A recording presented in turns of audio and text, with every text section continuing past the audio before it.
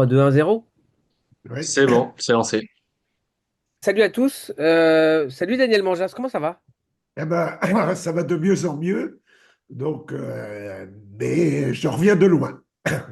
On a choisi sur Cyclisme Actu de terminer l'année avec vous. Enfin, avec toi, parce que c'est compliqué. Oui. On a le droit de vous tutoyer ou pas? Oui, oui, oui, oui, D'accord. oui. Cette année 2025, vous en retenez quoi finalement? Ben, disons que je vais commencer par ce qui m'a rendu difficilement, du moins, la vie m'a récemment imposé de manière inattendue un AVC. Donc, j'ai décidé malgré tout de commenter quelques épreuves, voilà, pour retrouver un petit peu la confiance et puis retrouver les amis. Je crois que c'est ça le plus important dans la vie. D'ailleurs, je voudrais remercier tout le monde parce que j'ai eu des soutiens énormes qui m'ont été accompagnés. Et puis, je veux reprendre un tout petit peu parce que ça peut m'éviter une rupture trop brutale, parce que le vélo fait partie de ma vie et je voudrais donc rentrer progressivement, non pas dans le rythme, mais reprendre quelques petites courses sur un rendez-vous avec les amis que j'ai et qui m'ont apporté évidemment un énorme soutien. Alors, on a pu le lire dans la bonne presse. Ça veut dire quoi reprendre un petit peu? Parce que on veut savoir sur Cyclisme Actu quand même ce que vous allez faire. Voilà. Ah ben, je vais reprendre déjà les courses en binôme avec des copains speakers comme Damien, etc. Donc quelques épreuves en binôme. Et puis c'est en même temps l'envie de réussir ma sortie parce qu'elle a été courtée de fait de mon AVC. Donc à partir de là, ben, j'ai envie de faire une sortie de manière très, pas brillante, c'est pas le mot, mais je voulais en quelque sorte revoir mes amis. Avant de laisser la parole à Titouan, dites-nous les courses. Je ferai le Tour du Finistère et donc les boucles de l'Aude à Châtelain avec donc Eric Lemalch. Et ensuite, je ferai le Franco-Belge avec un copain et également Binche. Et puis ensuite, ben, je ne sais pas encore, le programme n'est pas tracé, mais que quelques courses prévues au programme et sur une durée limitée. Et tout va débuter à Bessèges. Et tout va débuter à Bessèges parce que pour moi, c'est un lien familial très fort. J'étais très ami et je l'ai souvent dans mon esprit avec Roland Fangine. Nous étions vraiment de très très bons amis, de très bons copains. Et donc c'est une entorse que je vais faire parce que c'est une épreuve de 5 jours. Et puis je vais reprendre au Grand Prix de la Marseillaise. C'est la première course que je vais faire et mon AVC est tombé le jour où je vais reprendre le Grand Prix de la Marseillaise. Donc ça va être pour moi sentimentalement quelque chose de fort et vraisemblablement émotionnel. Pour parler un peu du côté sportif, on aimerait Oui, savoir un peu quels ont été tes moments, ce que tu as retenu de cette année 2025 de cyclisme. ben moi j'ai retenu une femme, c'est Pauline Ferrand-Prévot qui a réalisé un parcours exceptionnel avec le maillot jaune. Elle a été multiple fois championne du monde. Elle a fait un parcours sublime. Elle aura été véritablement exceptionnelle et je crois que c'est ce qui ressort de ce que j'ai vécu cette année, même si j'ai eu un début d'année un petit peu en tourmente après avec l'AVC, puisque j'étais pas tout à fait au top au niveau mental, si tu veux, mais les choses sont clarifiées par la suite. Donc pour moi, Pauline Ferrand-Prévot, c'est une championne exceptionnelle et j'ai eu l'occasion de la rencontrer à Javelot il y a quelques semaines et elle a savouré sa performance, les performances que sont les siennes. Elle a considéré également qu'elle avait réussi quelque chose de beau et je pense, je ne sais pas si elle va continuer encore très longtemps, mais pour le moment, ça semble bien le cas et je crois que ce qu'elle a réalisé au cours de cette année, ben, c'est tout simplement, je l'ai dit, je le répète, c'était tout simplement, elle l'avait prévu, elle le voulait, mais elle l'a réussi, c'est fondamental dans ce qu'il y a une carrière comme cela qui se dessine. Justement, toi qui as connu plusieurs époques, notamment dans le cyclisme féminin, là, comme on parle de Pauline Ferrand-Prévot, Oui. Qu'est-ce que tu penses de l'évolution actuelle des choses et que menée justement par Pauline qui est un peu la tête d'affiche de ce nouveau cyclisme féminin? Oui, ben que la tête d'affiche, moi je considère, si tu veux, que c'est absolument phénoménal parce que il y a eu un public qui est arrivé. Le public féminin, on ne venait pas parce que à l'époque, le Tour de France, moi quand je l'ai commenté, le Tour de France féminin et masculin, j'étais au commentaire des deux, donc il y avait deux, et on disait que c'était les femmes, les hommes du moins qui amenaient le public. Et là, il y a eu un public qui s'est amené lui-même, qui est allé voir les femmes, qui est allé les chercher, leur permettre d'obtenir des victoires. Il y a eu véritablement une émotion palpable du côté des coureuses. Et aujourd'hui, je pense que c'est peut-être la plus belle réussite qu'elles ont obtenue avec justement qu'elles existaient par elles-mêmes. Et ça a été quelque chose de fort. Alors, tu disais, tu as commenté à ton époque Tour de France Oui, femmes et Tour de France hommes. Si on peut comparer, pardon, Jeannie ouais. Longo et Pauline Ferrand-Prévot, qu'est-ce que tu dirais, sachant que tu as connu les deux?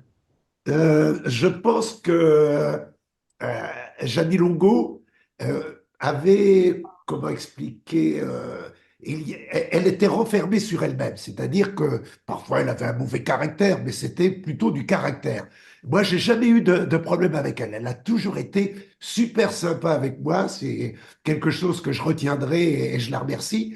Et puis, Pauline Perron-Prévot, elle a, comment expliquer, elle est plus rayonnante, entre guillemets, que Jadis. C'est-à-dire que Jadis, elle était enfermée dans un carcan, elle n'en sortait pas. Alors que là, on le voit, Pauline Ferrand-Prévot comment expliquer, elle est beaucoup plus joyeuse que ne l'était Jeanne Longo, mais c'est un trait de caractère. Elle paraissait plus enjouée. Voilà ce que je voulais dire. Tu étais au micro quand le dernier Français a remporté le Tour de France homme.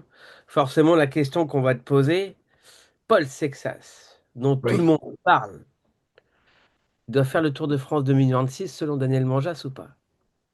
Euh, pour moi, non. Je pense qu'il va aller sur la Vuelta, je ne sais pas, hein. Mais Paul Sexas, je l'ai rencontré à la Poly Cadet, la Poly Normande Cadet. Il avait eu le maillot de champion de France cette année-là. Puis j'étais allé le voir, il était très très sympa et vraiment adorable. Et je me suis dit, on m'avait dit, Paul Sexas, tu vas voir, il est très très bien, mais on n'était que chez les cadets à ce moment-là. Et puis là, bah, quand on voit le parcours qu'il a réalisé avec les championnats du monde, avec les championnats d'Europe, il a vraiment, Marquer les esprits.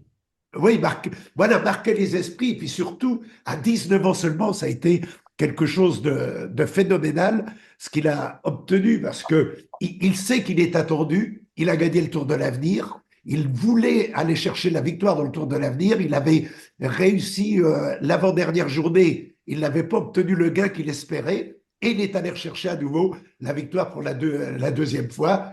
Donc il a vraiment un tempérament exceptionnel, et puis il semble maîtriser sa carrière. Et ça, c'est quelque chose qui, me semble-t-il, est très important parce que, on le sait, dans le cyclisme, c'est de plus en plus stressant. Le cyclisme aujourd'hui, il y a vraiment un stress permanent qui s'installe. Et là, aujourd'hui, eh bien, il semble maîtriser tout cela.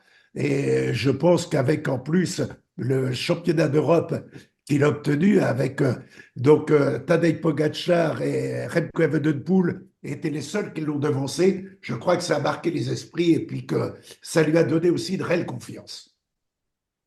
Est-ce que tu vois notamment des similitudes entre voilà, les débuts de Paul Sexas, forcément il a fait qu'une année en pro, et les débuts qu'avait Ouais. eu un coureur comme Bernard Hinault ou des grands champions de ce style-là? Bernard Hinault, on le sentait arriver. Enfin, moi, je l'avais vu à l'Étoile des Espoirs à l'époque. C'était chez moi, dans mon village, à Saint-Martin-de-Landelle, et il avait réalisé un parcours intense puisqu'il était entré parmi les premiers. Il n'avait été battu que par Roy Schwitten, qui était le champion du monde du contre-la-montre à l'époque, et il avait obtenu donc la victoire. Et c'était un coureur qui avait de belles prestations, de belles performances, puisque Roy Schwitten était devenu, il avait gagné le Grand Prix des Nations dans la journée, dans la semaine qui avait suivi.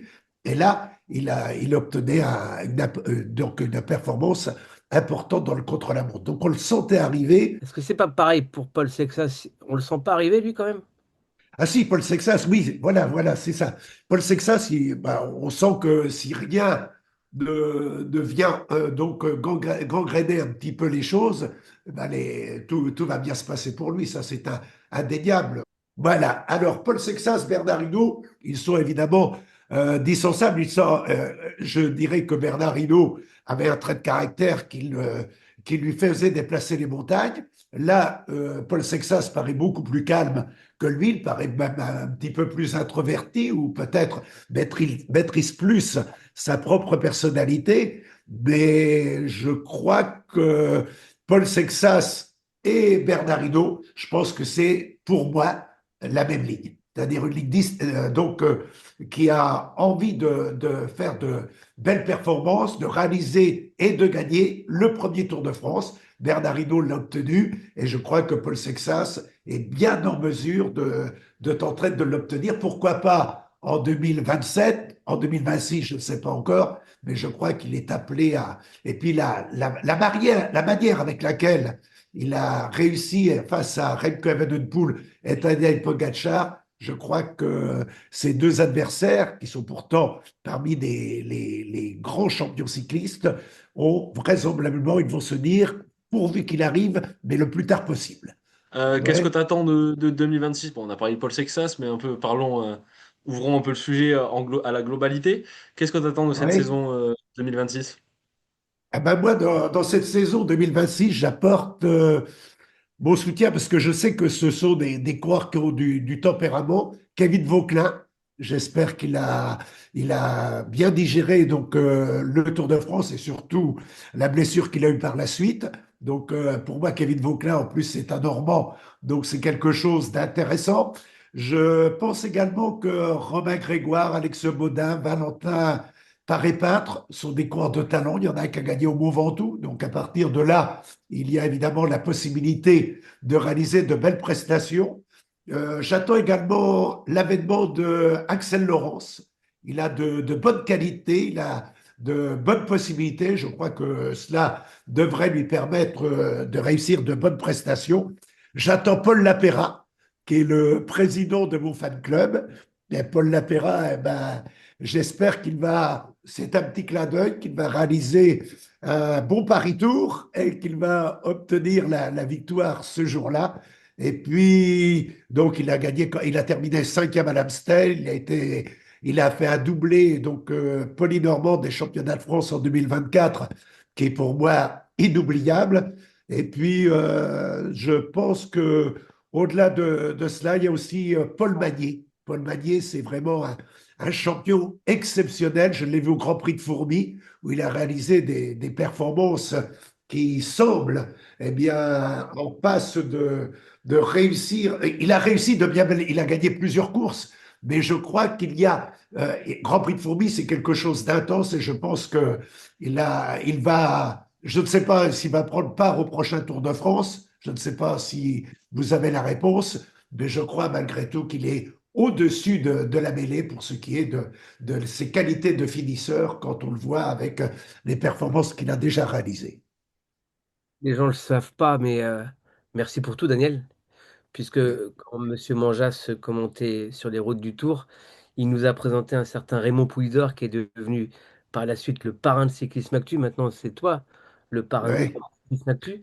Euh, et pendant ce temps-là, le petit-fils de Poupou est en train de tout rafler sur le cyclocross, un certain Mathieu Van Der Poel. Voilà, exactement. Ça, c'est phénoménal. Moi qui ai eu l'occasion de rencontrer Mathieu Van Der Poel, lorsqu'il accompagnait, lorsque Raymond Poulidor l'accompagnait, en le Là où tenant par la main, je me suis dit, mince, il est là. Et c'est exceptionnel parce que quand on voit, et puis il a une maîtrise du cyclocross absolument exceptionnelle. C'est vraiment un coureur qui a comment expliquer les choses.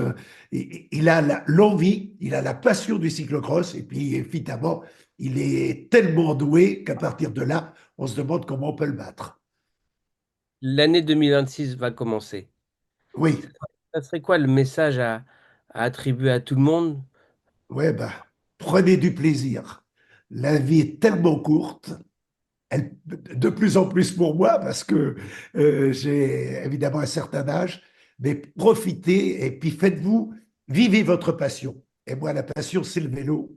Et je, elle m'a, si tu veux, c'est un petit peu comme de 7 à 77 ans. Je vais avoir 76 ans, 77 bientôt. Et il y avait je crois que c'était Tintin qui disait le journal des 7 à 77 ans.